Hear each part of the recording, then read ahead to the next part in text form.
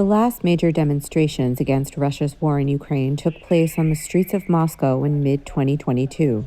The Kremlin has unleashed a massive police crackdown since then that has suppressed further demonstrations. Opposition activists have fled the country, many of them choosing the German capital of Berlin as their new home. Here, away from the Kremlin's reach, they are once again free to speak their minds, and that is what they plan to do on Sunday.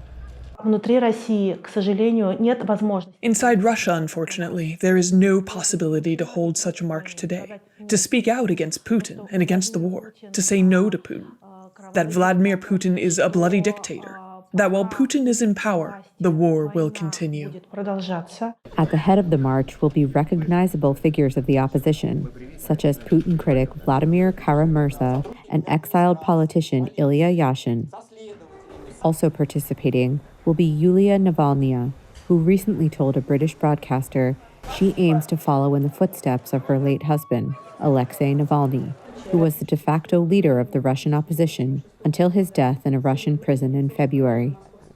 If I will come back to Russia, I will participate in the elections. Russia's democratic opposition has historically been divided, if not at odds. But now, the march's organizers tell us, they are putting their differences aside and standing together against Putin.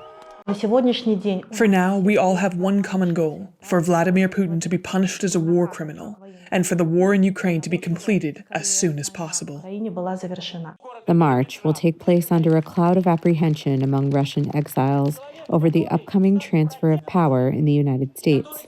March organizers worry that President-elect Donald Trump's campaign promise to end the war in Ukraine may favor Putin and end up strengthening the Russian leader's hold on power.